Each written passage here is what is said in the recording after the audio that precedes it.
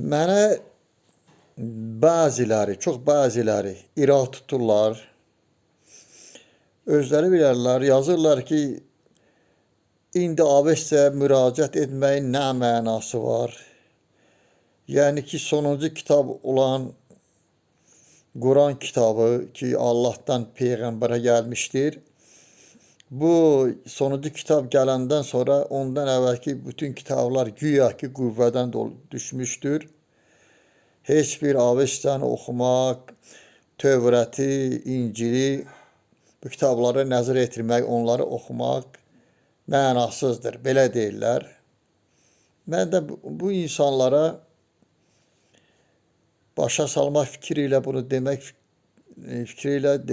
istəmirəm ki, ya bunlar, onlara da hörmətlə yanaşıram. Amma onda belə gərək biz atalarımızı, babalarımızı danaq ki, biz varıq, biz onların inkarıyıq. Əgər Quran Avestanın inkarıdırsa, İncil Avestanın inkarıdırsa, Tövrət Avestanın inkarıdırsa, onda biz də atalarımızın, babalarımızın inkarıyıq. Amma heç də Quran Avestanı inkar eləmir. O biri dini kitablarda Avestanı inkar eləmir. Əslində onlar hamısı Avestada davam edilən demək istəyirəm. Yəni Avestada yaradılan, göstərilən, məlum olan fikirlərin daha inkişafıdır, davam etdirilməsidir.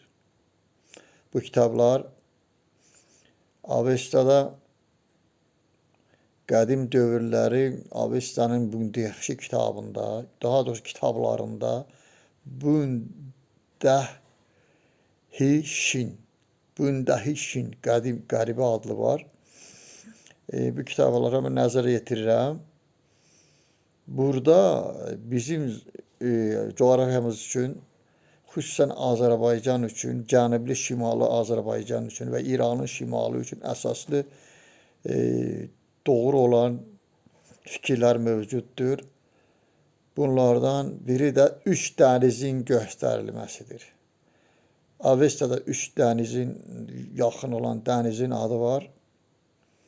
Birinin adı Kamruddur. Kamrud dənizi, yəni göstərilir ki, Kamrud dənizi indiki Xəzər dənizində olan dənizi, Xəzər dənizinin adıdır və göstərir ki, bu dəniz yəni Avestada göstərilir. Daha doğrusu Avesta haqqında yazılan Bundəhi Şində göstərilir ki, bu dənizlər hamısı Ərbus dağlarına söykənir. Yəni Kamrud dənizi yazılır ki, Təbəristana söykənir. Təbəristanı, Gilanı öz sahilləri ilə yuyur, yəni Muğanı yuyur. Yəni Bakıya qədər gedir. O vaxt Bakı olmayıb şübhəsiz. Amma ərazilər bizim əraziləri göstərir. Dənizin adı Kamrud kimi göstərilir.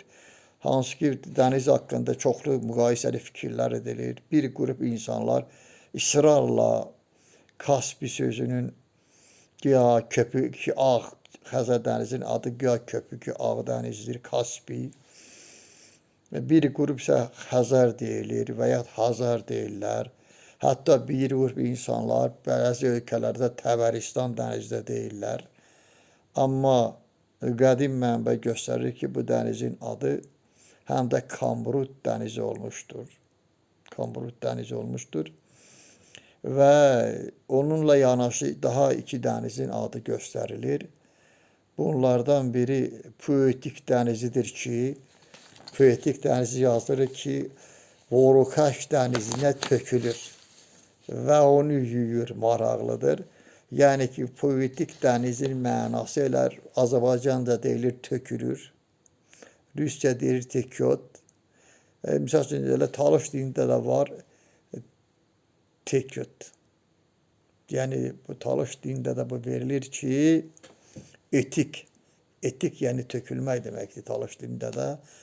Yəni, bu bir neçə dildə baxsan, elə poetik bir dənizin başqa bir dənizə tökülməsini, ad kimi də tökülməsi deməkdir.